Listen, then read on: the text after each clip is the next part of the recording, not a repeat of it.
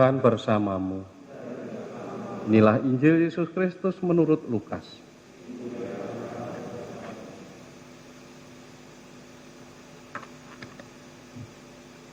Sekali peristiwa, berkatalah Yesus kepada orang banyak, "Dengan apakah akan kuumpamakan orang-orang dari angkatan ini?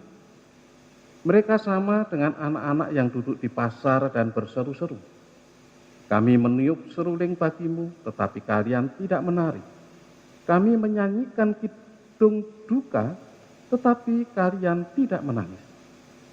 Sebab ketika Yohanes Pembaptis datang, dan ia tidak makan roti dan tidak minum anggur, kalian berkata, ia kerasukan setan. Kemudian Anak Manusia datang, ia makan dan minum, dan kalian berkata, lihatlah, seorang pelahap dan peminum, sahabat pemungut cukai dan orang berdosa.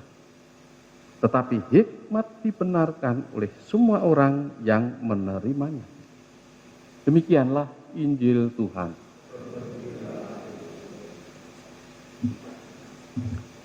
Saudara-saudari yang terkasih, dalam Injil diceritakan betapa Yesus pun mengalami kesulitan menghadapi sesamanya. Maka kalau kita juga menghadapi kesulitan dalam rangka hidup bersama, berhadapan dengan sesama, itu ya wajar saja. Di dalam kehidupan bersama, kesulitan, tantangan, bahkan ancaman itu bisa terjadi. Tetapi bagaimana mengatasi hal itu? Atau paling tidak kita diajak untuk belajar supaya ketika kita menjalani hidup bersama sebagai warga gereja maupun warga masyarakat, kita satu sama lain jangan menjadi penghambat, tetapi justru menjadi pendukung. Seperti Siprianus mendukung Cornelius, Paus.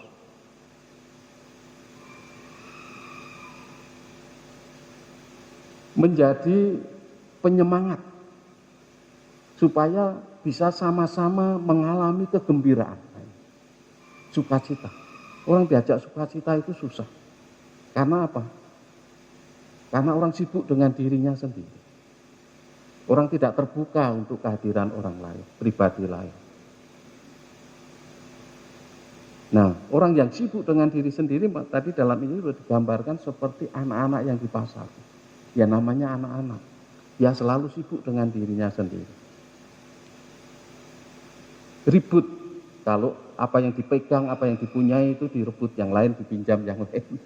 Karena mereka memang sibuk dengan dirinya sendiri, dengan miliknya sendiri. Sehingga tidak peka kalau ada kehadiran pribadi lain. Apalagi zaman sekarang kalau anak-anak itu sudah balita saja sudah dipegangi HP, sudah main, aduh ini bahaya. Nah, dalam bacaan yang pertama tadi, di mana madah kasih didengungkan oleh Paulus, bahwa kasih itu mengatasi segala-galanya. Pengetahuan kita terbatas, hidup kita terbatas, karunia yang kita terima itu pun terbatas. Masih jauh daripada kasih. Karena apa? Karena kasih adalah Allah sendiri. Allah Tritunggal, Bapa, Putra, dan Roh Kudus itu komunitas cinta kasih. Sumber cinta kasih. Maka ketika Allah Bapa mengutus putranya yang tunggal turun ke dunia menjelma menjadi manusia, Yesus sebagai wujud kasih Allah yang nyata. Jadi kasih bukan hanya diomongkan, disabdakan, dikisahkan, tetapi betul-betul dijalani, diwujudkan secara nyata. Ketika Allah mengasihi manusia, mau menyelamatkan manusia, mau membahagiakan manusia, putranya yang tunggal, pribadi kedua, turun ke dunia.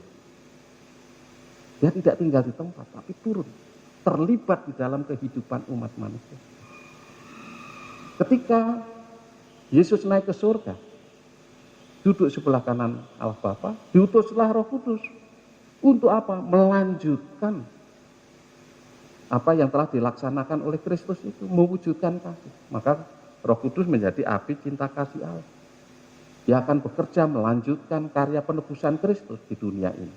Ya hadir di dalam gereja, tapi juga hadir di luar gereja. Karena di luar gereja, di luar umat Kristiani pun banyak orang yang sungguh menghayati, mengamalkan cinta kasih ini. Di mana ada cinta kasih, Tuhan hadir. Entah itu orang Kristiani yang berbuat atau orang bukan Kristiani. Di mana ada cinta kasih, Kristus hadir.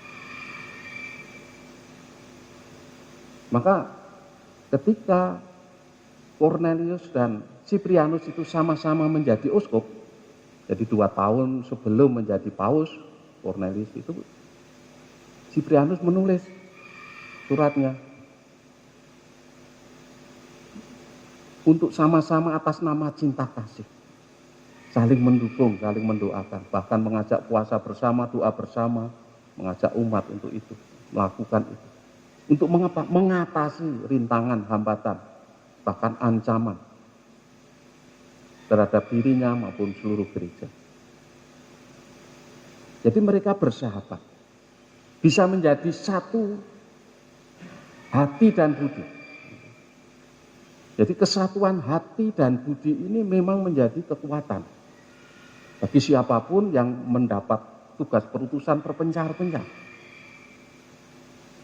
Kami juga demikian dalam Serikat Yesus, dulu ada foto-foto semua dari yang tertua sampai yang termuda. Diberi catatan itu dalam rangka kesatuan hati dan budi. Cukup melihat foto-foto itu lalu saling mendoakan. Supaya yang berkarya di daerah terpencil kah, atau di daerah misi kah, atau di daerah yang sulit itu tetap mendapat dukungan.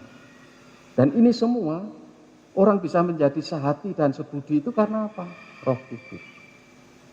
Maka kesadaran bersama sebagai umat Allah yang berjalan berziarah menuju Bapa bersama dengan Yesus dalam naungan Roh Kudus,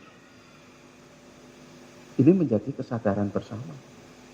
Kita tidak sendiri. Kita itu berjuang menjalani kehidupan ini bersama-sama. Maka tadi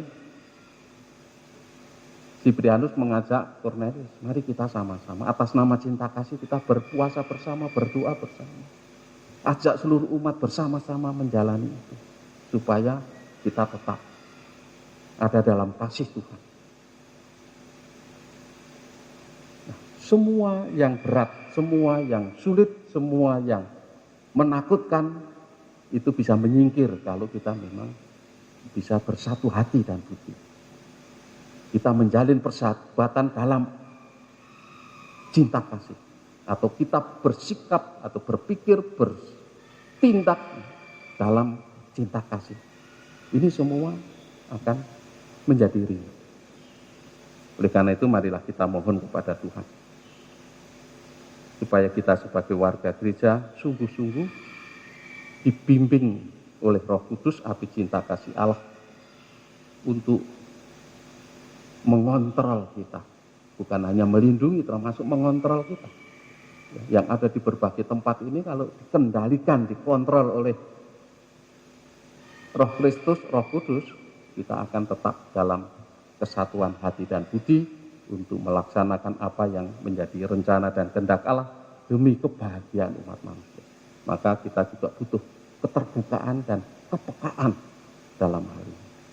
Kita asah itu keterbukaan dan lebih-lebih kepekaan rasa kita akan kehadiran pribadi ilahi maupun pribadi-pribadi lain dalam hidup bersama itu.